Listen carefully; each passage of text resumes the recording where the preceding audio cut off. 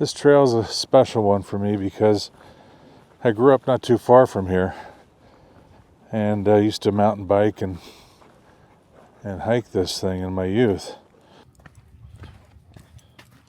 But if you were standing right here in 1861, both men, women, and even your horses would be scared out of their wits for the next quarter mile of their travel. The name, well, I should say the official name of this trail is El Cuesta Vieja, which roughly translates into the Old Hill.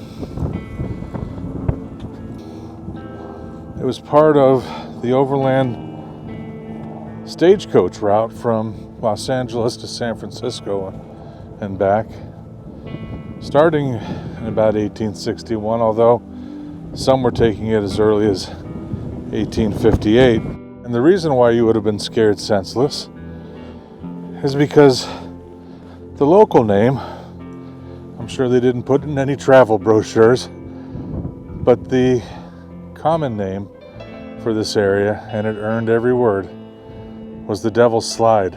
Now, below me here, about 700 vertical feet, is the San Fernando Valley, and behind me at the top and over to the west would be Simi Valley, and far off, about as far in the distance as you can see here, would be Encino, or what we call Encino today, was the last stop on this line. And then you'd have to pay a little extra to actually get down into Los Angeles proper and over the Cahuenga Pass. But that's not what we're here for, even though there's so much history packed into this small area. What we're here for is the legend of buried gold here. Why it's here, who buried it, and is it really still here?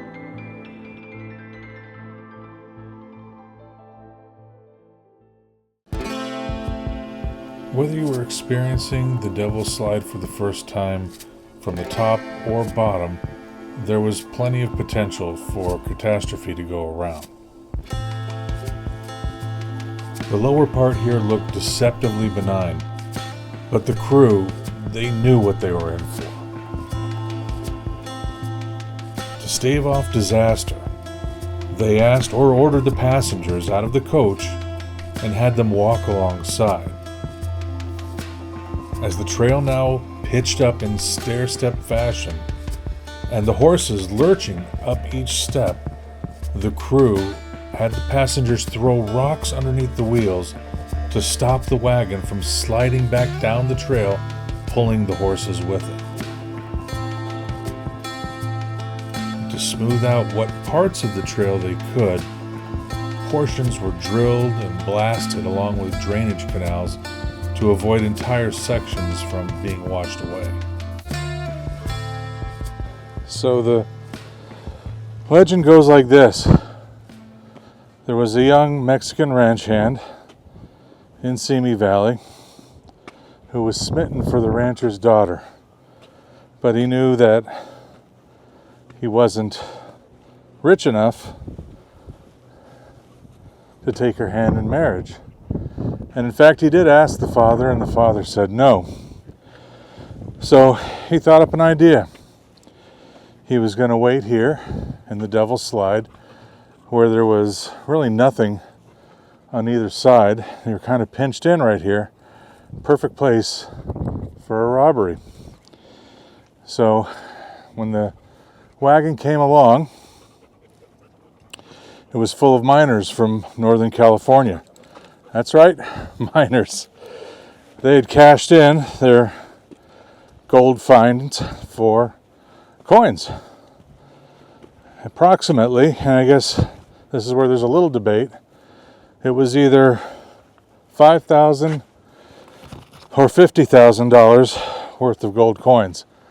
So someone either added or deleted a a zero along the way. But if you're going with the 5,000, that would be $145,000 in today's money. Of course, the coins themselves, their value alone would be more than just the gold bullion price. If you add the zero, that's a 10x. That's $1.45 million in gold coins. So he waits, and he waits at the top because he knows they're getting ready. They're going to be stopped there, and they will be at a disadvantage. So he springs his ambush and has all the passengers disembark, throw their guns over the edge, not too far. The edge is right there. And goes about loading his saddlebags up. And as he's struggling to get those saddlebags on his horse, one of the miners, smartly, I guess, pulled a gun from his boot and shot the poor lad in his back. So at that point, he was mortally wounded, but he didn't know it yet. And he rode off back down to the Simi Valley side. Because just down here, about 2 miles away in the San Fernando Valley, there is a stage station. And help would have been rather quick to come by for the party that was just robbed. So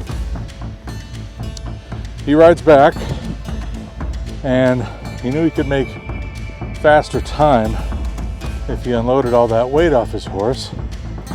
So he stopped by a spring.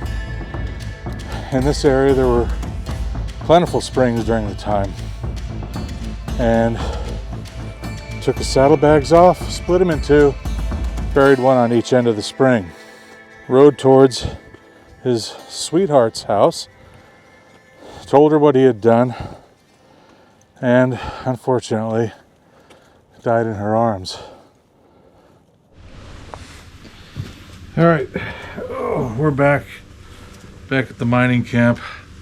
It's just what I call a little place in the backyard. My wife lets me put my mining stuff. But what is the context here? What am I so sure of to go do all this? And I'll tell you, there's a lot of research over the 10 plus years I've been doing this off and on. Why do I think, well, we don't know. If we knew, we'd have it in our hands. I'd be showing you gold coins right now, or some other type of coins or something. But what is the actual, more than likely scenario where this is there? So to put this all in perspective, the east end of Simi Valley, from my research here, was a very large ranch at the time. They called it El Rancho Simi. And back in 1832, a gentleman who was the commandante for the Santa Barbara Presidio bought it. He married a woman who was his commanding officer's only daughter, and her name was Maria Antonio Juliana Carrillo y Lugo, and they had 14 children. So of those children, 5 of those that I could track down were daughters. His name, by the way, was Don Jose de la Griera y Noriega. Sorry for my pronunciation. I know it sucks. I'm trying to get better. No offense intended. The land sold for $1,019 back then. This is thousands and thousands and thousands of acres, basically half of Simi Valley. 819 in coin, and the balance in goods. And the deed that I was able to find was actually they listed the horses and the goats and all that type of stuff. But moving forward here, of those daughters, he had were Donna Augustias, Rita de Jesus, Maria Teresa, and Anna Maria, and then Maria Antonia. So if we're talking about buying this place in 1832, creating a ranch, it was really barren land back then. Took a lot to work it.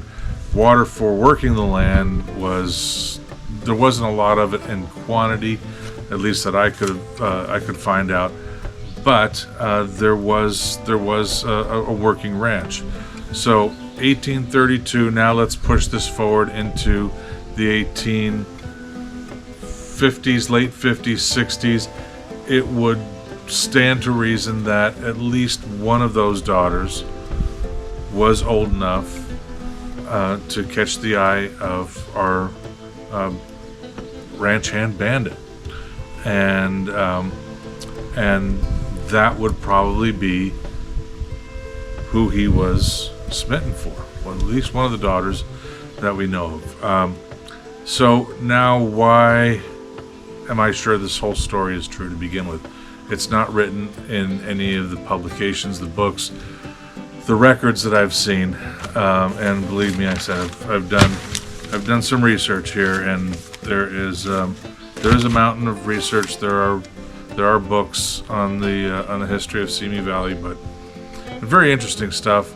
I'm not going to go into it because it is so long and drawn out. I could make an hour video just on the history alone. So now on to what caught my attention and why I think there's something there worth chasing after. So when my youngest kid was going to a daycare school out here, there was one of the I think she was a volunteer. She may have been paid, but she was an older woman, retirement age, and I think she just did it to keep herself busy. Her and her husband, who was a full-blooded Chumash Indian, or maybe he was half-blooded Chumash Indian. They started the Chumash Museum out here. It's in Thousand Oaks. They started it together. That was their passion project. It's still there. It still operates. It's a wonderful place. Go there. Please donate to them to keep the place alive. It's the historical significance of this area needs to be preserved. But back to the story. So we started talking, and I told her the story that I had come across, and I said, "Do you know anything about it?" And she said, "Yes, I have heard of it." And believe me, that once again, a handful of people have heard this story that I could ever find out. And I said, "Do you know about the diary that came from one of these daughters?" And she says, "Yes, the diary does exist." And I said, "Is there any way that I could possibly look at the diary?" And she said, "No, it's in a private hands." And I said, "Well, do you know if the story is true?" And she looked at me and she smiled and she said, "It's true." So I took that to mean she either talked to the person in possession of the diary or has seen it herself. But that was the spark that lit the fire under me to start looking. The key to the whole story was finding the spring that he hid the two satchels at, one on each side. And when they dug the train tunnel at the turn of the century, they hit the aquifer that supplied those springs. And they actually had to do a lot more work a lot of the people whose houses and farms at that time relied on those springs. They actually had to capture the water in a different place and reroute it and truck it up to them and do all sorts of crazy stuff. So my feeling was, now I'm looking for either a dry spring, an area where there was a spring, or am I looking for the springs that still exist, that wasn't part of that broken aquifer event that dried up the springs. There is a way to search through the Union Pacific records to see where they located the springs that dried up, and they had to actually then repopulate that water somewhere else. But here I am out there searching again with my dog, and well, I'll give you a little taste of what I found. Just looking, and then I looked over here. See if we can see it. Yeah, I don't know. Could be bad water for arsenic. Come here, get over here. Okay, so there I am. I have some returns on the metal detector, right? Very good metal detector. It's a Manicore. I didn't set it up any special way. I didn't tweak the things. I knew that if it was just hitting targets, big targets, non-ferrous targets, I'm going to dig them. So I really didn't have to go too much further than the stock settings, basically. So I took those settings, I took my targets, and I went back on a quiet day, and here you go.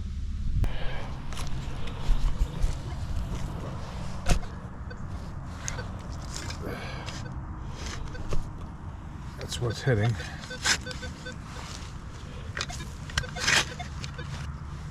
Well, what's that?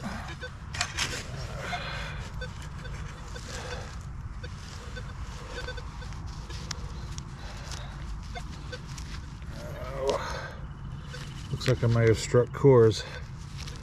We got our second target right here, underneath that little tree right there in the center of the screen. Bush, fern, something. All right, let's dig it, see what happens.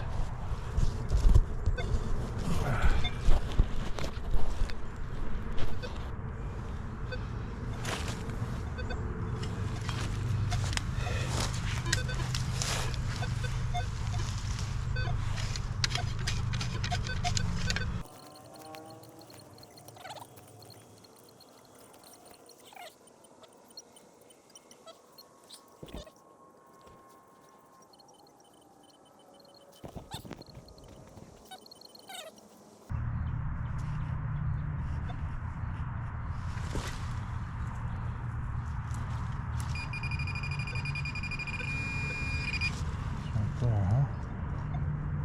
It's right there.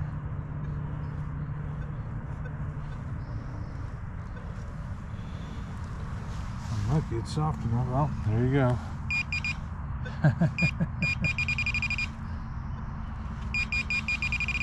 Looks like somebody was having a beer party here. Alright, return the ground to its natural state. I struck cores. At least I think it's a cores can, but anyways, nothing there. It was a legit spring. There are areas that I just couldn't search because of the poison oak, and I wasn't into that. But at least there was a spring. I got really excited about it. The story still continues. I think there's other places around there. I think I'm going to continue researching dried up springs. Thanks for watching. The story continues, and hopefully one day someone will find it. Hope it's me.